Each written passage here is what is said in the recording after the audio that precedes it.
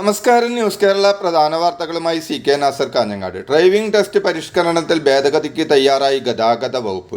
ഗതാഗത വകുപ്പ് മന്ത്രിയുടെ പ്രകാരമാണ് രാവിലെ ഗതാഗത വകുപ്പ് ഉദ്യോഗസ്ഥർ ഡ്രൈവിംഗ് സ്കൂൾ ഉടമകളുടെ യൂണിയനുകളുമായി ചർച്ചയ്ക്ക് തയ്യാറായത്.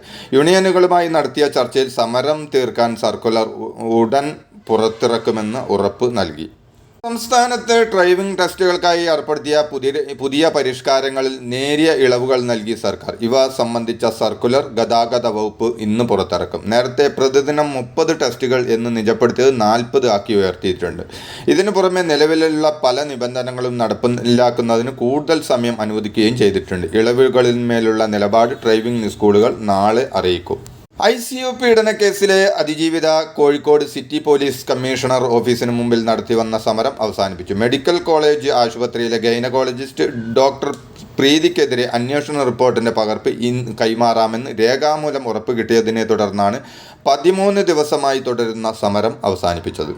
കൊച്ചിയിലെ ഫ്ളാറ്റിൽ നിന്ന് അമ്മ റോഡിലേക്ക് വലിച്ചെറിഞ്ഞ നവജാത ശിശു മരിച്ചത് തലയോട്ടി തകർന്നെന്ന് പോസ്റ്റ്മോർട്ടം റിപ്പോർട്ട്. കുഞ്ഞിൻ്റെ ശരീരത്തിലാകെ ബലപ്രയോഗം നടത്തിയതിൻ്റെ പാടുകൾ ഉള്ളതായും പോസ്റ്റ്മോർട്ടം റിപ്പോർട്ടിൽ പറയുന്നു.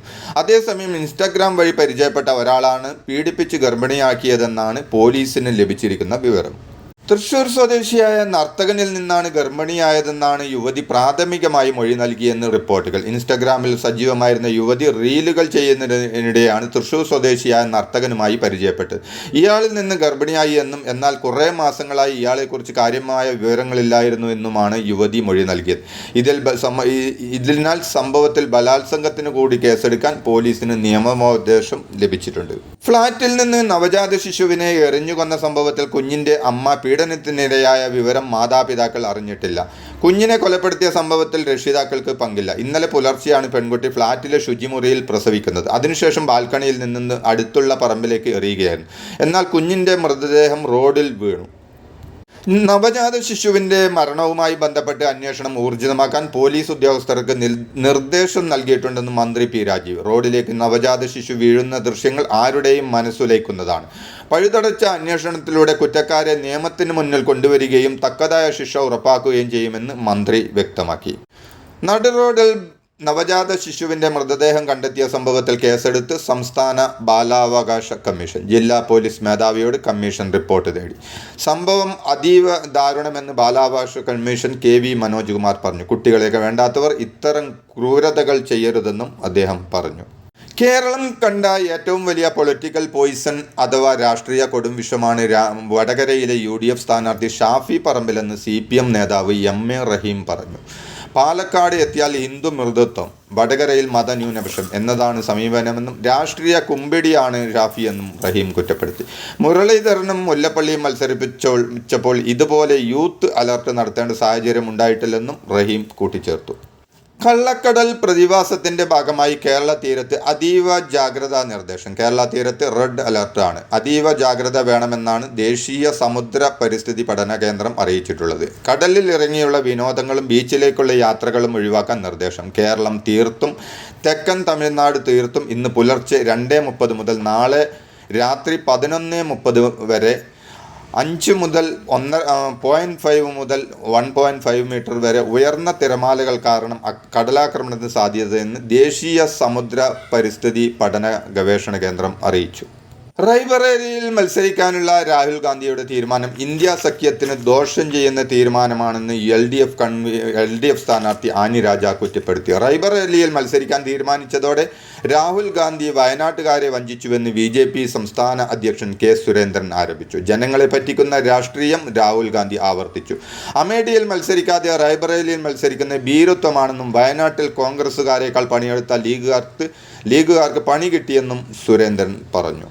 റായ്ബറേലിയിൽ കോൺഗ്രസ് സ്ഥാനാർത്ഥി രാഹുൽ ഗാന്ധിയെ പിന്തുണയ്ക്കുമെന്ന് CPI സംസ്ഥാന സെക്രട്ടറി ബിനോയ് വിശ്വം. കോൺഗ്രസിൻ്റെ രാഷ്ട്രീയ എതിരാളി BJP ആണെന്ന സത്യം മറന്നുകൊണ്ടാണ് രാഹുൽ വയനാട്ടിൽ മത്സരിച്ചത്.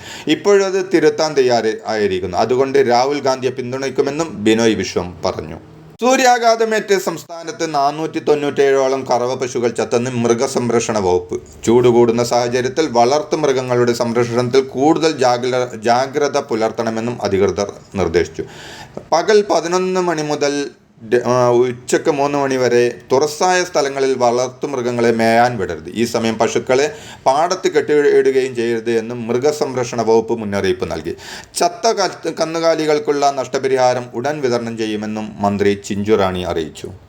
സംസ്ഥാനത്ത് കൂടിയ വൈദ്യുതി ഉപയോഗം നിയന്ത്രിക്കാൻ നിർദ്ദേശം നൽകി KSEB. രാത്രി 10 മണി മുതൽ പുലർച്ചെ 2 മണി വരെ ക്രമീകരണം ഉണ്ടാവും. രാത്രി 9 മണി കഴിഞ്ഞാൽ അലങ്കാര ദീപങ്ങളും പരസ്യ ബോർഡുകളും പ്രവർത്തിപ്പിക്കരുത്. വീടുകളിൽ AC 26 ഡിഗ്രിക്ക് മുന്നിൽ ക്രമീകരിക്കണം. 2 ദിവസം നിരീക്ഷിച്ച ശേഷം KSEB സർക്കാരിന് റിപ്പോർട്ട് സമർപ്പിക്കും. വാട്ടർ അതോറിറ്റി പ്ലംബിംഗ് ക്രമീകരിക്കണം. ലിഫ്റ്റ്, ഇറിഗേഷൻ പമ്പുകൾ പീക്ക് സമയത്ത് ഉപയോഗിക്കരുത് തുടങ്ങിയ നിർദ്ദേശങ്ങളാണ് KSEB നൽകുന്നത്. സംസ്ഥാനത്ത് കൂടുതൽ വൈദ്യുതി നിയന്ത്രണത്തിനുള്ള ഉത്തരവ് ഇന്നിറങ്ങും. അതാത് സ്ഥലങ്ങളിലെ ചീഫ് എഞ്ചിനീയർമാർക്കാണ് നിയന്ത്രണം സംബന്ധിച്ച ചാർട്ട് തയ്യാറാക്കി ഉത്തരവിറക്കുന്നത്. ഇന്നലെ പാലക്കാട് ട്രാൻസ്മിഷൻ സർക്കിളിലെ കീഴിലെ സബ് സ്റ്റേഷനുകളിൽ നിയന്ത്രണം ഏർപ്പെടുത്തി ഉത്തരവ് ഇറക്കിയിരുന്നു. വൈകിട്ട് 7 മുതൽ പുലർച്ചെ 1 മണി വരെയുള്ള സമയത്താണ് ഇടവിട്ട് നിയന്ത്രണം ഏർപ്പെടുത്തുക. പീക്ക് ആവശ്യകത കൂടിയ സ്ഥലങ്ങളിലാണ് നിയന്ത്രണം ഉണ്ടാവുക. സംസ്ഥാനത്ത് റേഷൻ കടകളുടെ പ്രവർത്തന സമയത്തിൽ മാറ്റം. ഉഷ്ണതരംഗ സാധ്യത വർദ്ധിച്ചതിനാൽ റേഷൻ കടകളുടെ പ്രവർത്തനം രാവിലെ 8 മണി മുതൽ 11 മണി വരെയും വൈകിട്ട് 4 മുതൽ 8 വരെയുമാക്കി ക്രമീകരിച്ചതായി പൊതുവിതരണ ഉപഭോക്തൃകാര്യ കമ്മീഷണർ അറിയിച്ചു. ഇതോടെ ഇന്നത്തെ പ്രധാന വാർത്തകൾ സമാപിച്ചു. നന്ദി, നമസ്കാരം.